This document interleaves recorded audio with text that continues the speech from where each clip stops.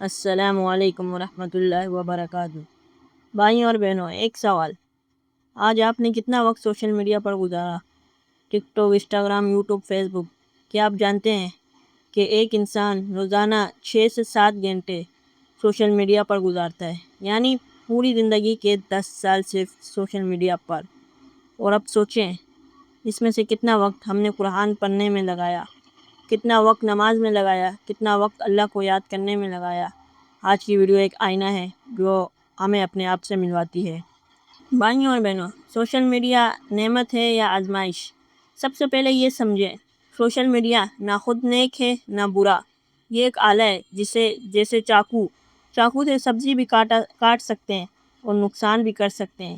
اسی طرح social media سے اسلام پھیلا سکتے ہیں، دعوت دے سکتے ہیں، علم حاصل کر سکتے ہیں، لیکن اسی سے گناہ بھی ہو سکتے ہیں، وقت بھی ضائع ہو سکتا ہے اور ایمان بھی کمزور ہو سکتا ہے۔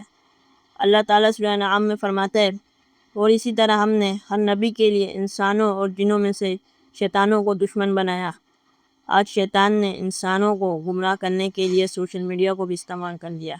سوشل میڈیا ایک آلہ ہے، نعمت بھی ہے، آزمائش بھی ہے۔ بھائیوں اور بہنوں، آئیے دیکھتے ہیں کہ سوشل میڈیا ہمیں کیسے نقصان پہنچا رہا ہے۔ نقصان نمبر 1، نماز چھوٹ جاتی ہے۔ فجر کی اذان ہو، ظہر کی اذان ہو، ہر وقت کی اذان ہو تو ہم فون اس پر اسکرول کر رہے ہوتے ہیں، یوٹیوب دیکھ رہے ہوتے ہیں، جبکہ رسول اللہ صلی اللہ علیہ وسلم نے فرمایا، جس نے نماز چھوڑی اس نے اپنا دین ضائع کر دیا، یعنی کہ وقت کا ضیاع۔ نقصان نمبر 2، حرام چیزیں نظر آتی ہیں، بے پردہ تصویریں، ٹک ٹاک اور انسٹاگرام، فحش مواد، غیر اسلامی باتیں۔ اللہ تعالیٰ سورہ نور میں فرماتا ہے، مومن مردوں سے کہو کہ وہ اپنی نگاہیں نیچے رکھیں، لیکن سوشل میڈیا پر ہم اپنی نگاہیں نیچے نہیں رکھتے۔ نقصان نمبر 3، غیبت اور چغلی۔ سوشل میڈیا پر لوگوں کے بارے میں باتیں کرنا ہے، ان کی غیبت کرنا ہے، ان کے بارے میں کامنٹس کرنا۔ اللہ تعالیٰ فرماتا ہے، اور ایک دوسرے کی غیبت نہ کرو۔ کیا تم میں سے کوئی یہ پسند کرے گا کہ اپنے مردہ بھائی کا گوشت کھائے؟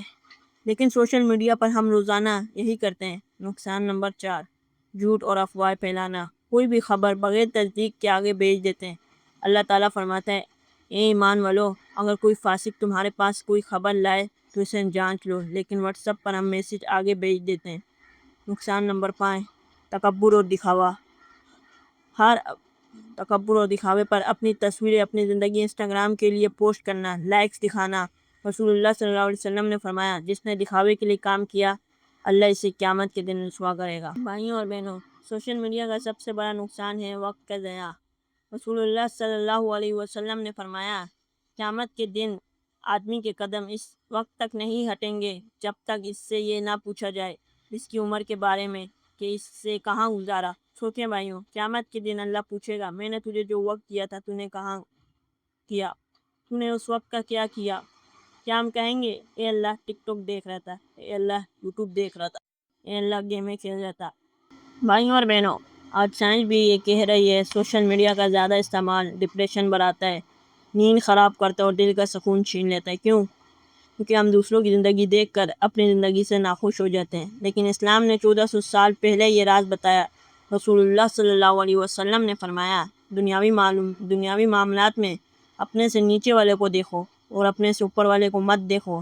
یہ اس بات کے لیے زیادہ مناسب ہے کہ تم اللہ کی نعمتوں کو حقیر نہ سمجھو گے۔ سبحان اللہ، 1400 سال پہلے رسول اللہ صلی اللہ علیہ وسلم نے جو بات فرمائی اس کا پتہ آج ہمیں چل رہا ہے، لیکن انسٹاگرام پر ہم ہمیشہ اپنے سے بہتر لوگوں کو دیکھتے ہیں اور اپنی زندگی سے ناخوش ہو جاتے ہیں۔ اپنے سے نیچے لوگوں کو دیکھو۔ بھائیوں اور بہنوں، اسلام نے ہمیں بتایا ہے کہ کیا دیکھیں اور کیا نہیں۔ کئی حدیں۔ حد نمبر 1، حرام مواد نہ دیکھیں، بے پردہ تصویریں، فحش ویڈیوز، یہ سب حرام ہیں۔ حد نمبر 2، جھوٹی خبریں نہ پھیلائیں۔ رسول اللہ صلی اللہ علیہ وسلم نے فرمایا، آدمی کے جھوٹے ہونے کے لیے یہی کافی ہے کہ وہ ہر سنی سنائی بات آگے بیان کر دے۔ حد نمبر 3، غیبت سے بچیں، کسی کے بارے میں برا کمنٹ کرنا بھی غیبت ہے۔ حد نمبر 4، دکھاوے سے بچیں، ہر چیز سوشل میڈیا پر شیئر کرنے کی ضرورت نہیں۔ رسول اللہ صلی اللہ علیہ وسلم نے فرمایا، اپنی نعمتوں کو چھپاؤ کیونکہ نعمت پر حسد کیا جاتا ہے۔ بھائیوں اور بہنوں، لیکن سوشل میڈیا بالکل چھوڑنا بھی ضروری نہیں، بلکہ اس سے صحیح طریقے سے استعمال کریں۔ طریقہ نمبر 1، وقت مقرر کریں، روزانہ صرف 30 منٹ یا 1 گھنٹہ سوشل میڈیا کے لیے رکھیں، باقی وقت اللہ کی عبادت میں لگائیں۔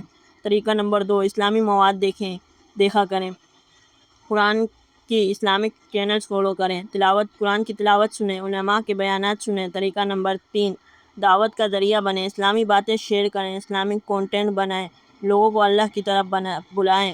رسول اللہ صلی اللہ علیہ وسلم نے فرمایا، جو شخص کسی کو ہدایت کی طرف بلائے اسے اتنا ہی ثواب ملے گا جتنا اس پر عمل کرنے والے کو۔ سبحان اللہ۔ طریقہ نمبر 4، نماز کے وقت فون رکھ دیں، نماز کے وقت فون کو خاموش کریں، اللہ کے سامنے کھڑے ہوں۔